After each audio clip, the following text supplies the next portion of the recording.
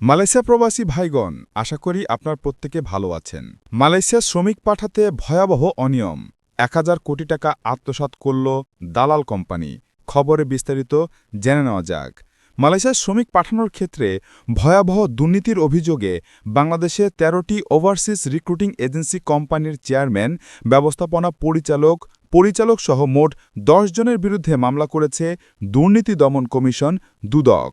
দুদকের মহাপরিচালক আক্তার হোসেন এক সংবাদ সম্মেলনে জানান, আসামিরা Bangladesh association of international recruiting agency বাইরার বিভিন্ন পদে থাকার সময় সিন্ডিকেট করে শ্রমিকদের কাছ থেকে সরকার নির্ধারিত ফির ৫ গুণ বেশি অর্থ আদায় করে। সরকারের নির্ধারিত ৭৮,৫০০ টাকার পরিবর্তে শ্রমিকদের কাছ থেকে কয়েক গুণ বেশি অর্থ নিয়ে মোট ১,১১০ কোটি টাকা আত্মসাৎ করার অভিযোগ রয়েছে। চুক্তি অনুযায়ী শ্রমিক বাছাই ও অর্থ সংক্রান্ত শর্ত উপেক্ষা করে শ্রমিক পাঠানোর পুরো প্রক্রিয়ায় ব্যাপক অনিয়ম করা হয়েছে বলে দুদক অভিযোগ। ধাপে ধাপে অতিরিক্ত টাকা নেওয়া, অবৈধ অর্থ হস্তান্তর এবং রূপান্তরের মাধ্যমে মানি লন্ডারিং সবকিছুর সাথে জড়িত ছিল অভিযুক্ত ব্যক্তিরা।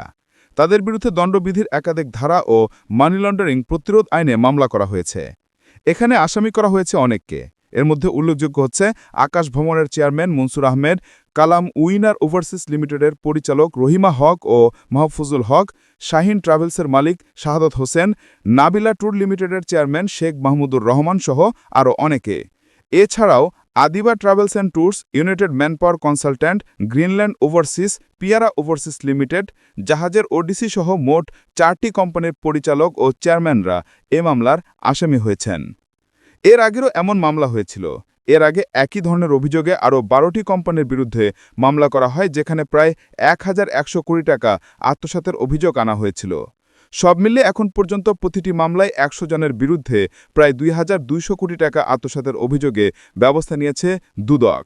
মালয়েশিয়াতে শ্রমিক পাঠানোর ক্ষেত্রে এই যে ভয়াবহ অনিয়ম ও দুর্নীতির প্রেক্ষাপটে এখন নতুন করে সবচেয়ে বড় প্রশ্ন উঠেছে, মালয়েশিয়ায় কলিং ভিসা আবার চালু হবে কিনা।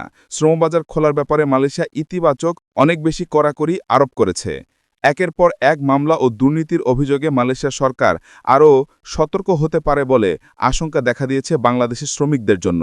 মালয়েশিয়া সবসময় অন্যতম জনপ্রিয় গন্তব্য হলেও বারবার সিন্ডিকেট, অতিরিক্ত অর্থ আদায় ও দুর্নীতির কারণে এই শ্রমবাজার ঝুঁকির মুখে পড়েছে।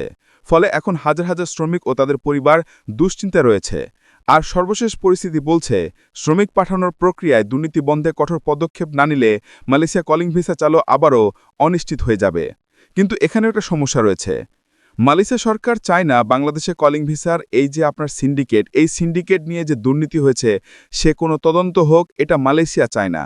আর যেহেতু বাংলাদেশ সরকার নতুন করে আবার তদন্ত শুরু করেছে, এখন মালয়েশিয়া সরকার হয়তো কলিং ভিসা চালু বন্ধ করে দিতে পারে।